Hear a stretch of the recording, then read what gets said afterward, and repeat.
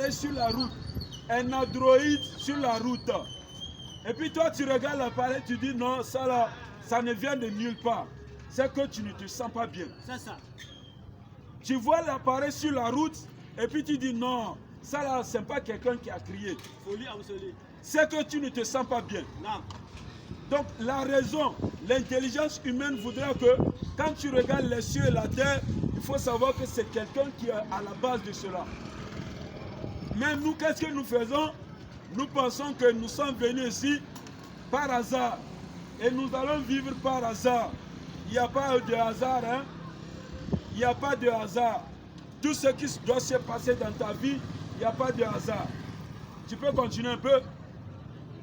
Dis. Oui. Qui est le Seigneur des cieux et de la terre. C'est lui qui est le Seigneur des cieux et de la terre. Dis, et prendrez-vous en dehors de lui des maîtres qui ne tiennent pour eux-mêmes égales les ténèbres et la lumière. Allah dit, est-ce que lui qui a créé les cieux et la terre là, vous allez aller encore s'engenouiller devant des choses même, eux-mêmes ils ont été créés. Toi-même quand tu regardes là, je t'ai dit, idole que tu adores, canari que tu as mis sous ton lit, c'est quelqu'un qui est, il est parti s'asseoir et puis il a façonné ça. Toi tu es parti payer ça au marché. Tu viens, tu coupes les morceaux de bois. Peut-être l'arbre là même, tu es plus âgé que l'arbre là. Tu coupes les morceaux de bois, tu mets ça dedans. Tu attrapes une poule que toi-même tu as élevée, tu égorges et puis tu déposes, tu as peur de ça. Raisonnez quand même. Que ça soit canari, tu es venu avant canari. Que ça soit arbre, tu es venu avant arbre. Que ça soit poule, c'est toi qui as élevé poule. Et puis le sang, et puis la farine qui se trouve sur ça seulement, tu as peur déjà. Prends la sourate 59 à partir du verset 23.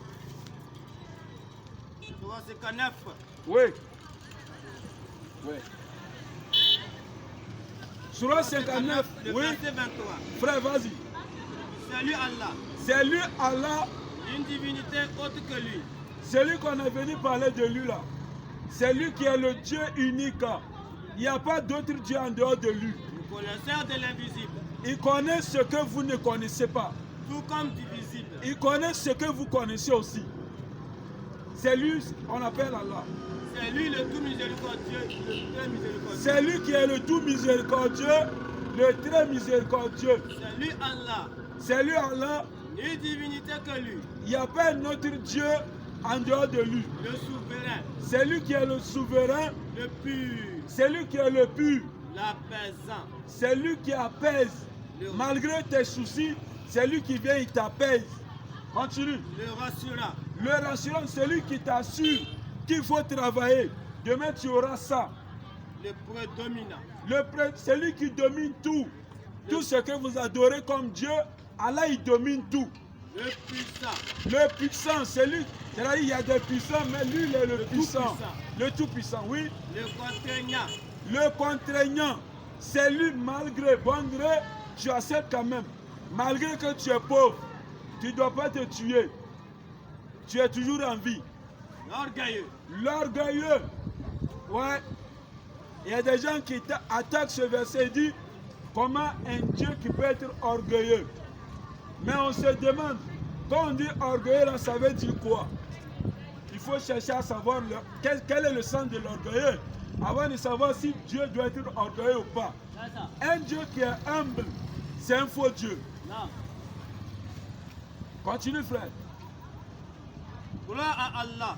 Gloire à Allah. Il transcende ce qui lui associe. C'est-à-dire, il dépasse ce que vous associez à Allah. C'est lui Allah. C'est lui Allah, Le créateur. le créateur. Celui qui donne un commencement à toute chose. Comme on vous a dit, c'est Allah qui crée tout. C'est Allah qui crée tout, mais personne ne l'a créé. Le formateur. C'est lui qui te forme. C'est lui qui t'a formé dans le ventre de ta maman. À lui les plus beaux noms. C'est à lui les plus beaux noms. Continue. Tout ce qui est dans les cieux et la terre. Tous ceux qui sont dans les cieux et sur la terre Le glorifie. le glorifient. Et c'est lui le puissant. Même celui qu'on appelle animiste, même celui qui est idole, quand ça lui chauffe quelque part, il croit la main et dit, oh, il y a un doux. C'est-à-dire, il oublie les idoles. Quand ça lui chauffe, frère Verela, lui-même il reconnaît qu'il y a un créateur. Il soulève la tête en haut et dit, il y a un doux. Pourtant, il a un doux sous son lit. Vous voyez, c'est un peu triste en fait. Eux-mêmes, ils savent très bien que les idoles qu'ils possèdent là, bon, comme d'autres ont l'habitude de dire, que c'est une manière d'atteindre Dieu. Et ils veulent atteindre Dieu en passant par les idoles. Pourtant, Allah dit, Coran chapitre 2, verset 186, ou bien 189 si je ne me trompe.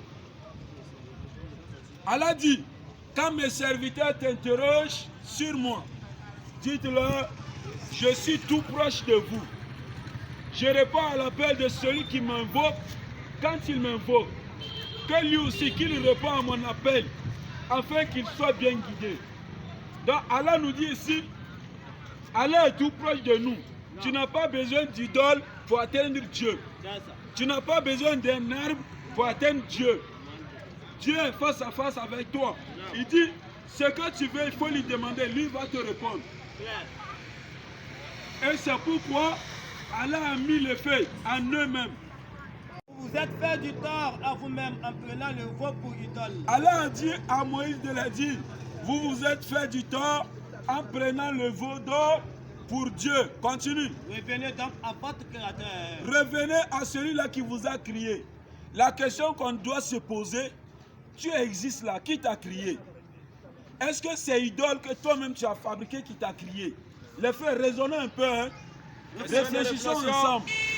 Est-ce que c'est idole que tu as fabriqué toi-même là? Est-ce que c'est idole là qui t'a fabriqué? Non, cherche celui-là qui t'a créé.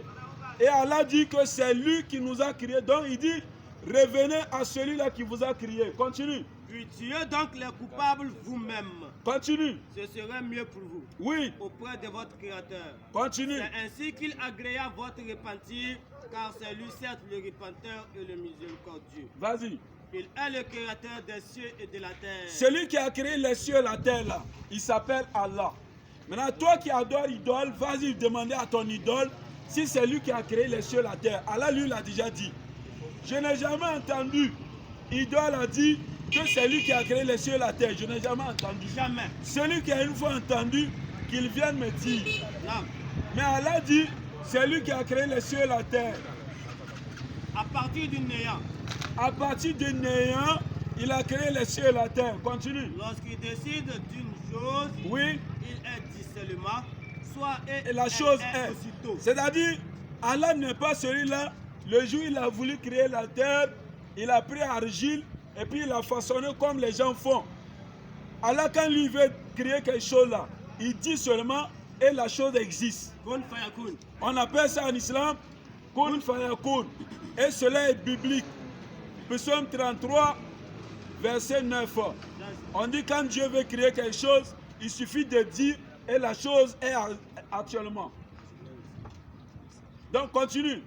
La Sourate 6, le verset 14. Oui. Dit. Dis. Devais-je prendre pour aller autre qu'Allah? Est-ce que c'est bon de prendre autre chose, Dieu en dehors d'Allah? Le créateur des cieux et de la terre. Celui-là même qui a créé les cieux et la terre. Est-ce que c'est bon de prendre quelque chose comme divinité en dehors de celui qui a créé les cieux et la terre? C'est lui. C'est lui qui nourrit et personne ne le nourrit.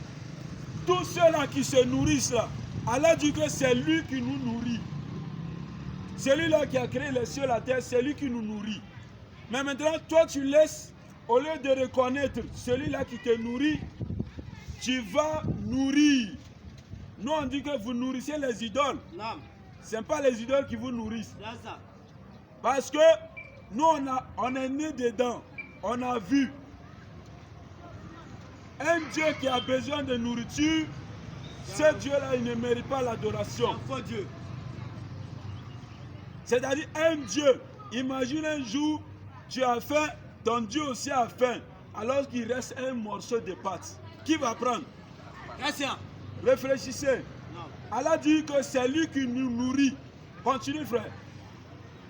Dis, on m'a commandé d'être le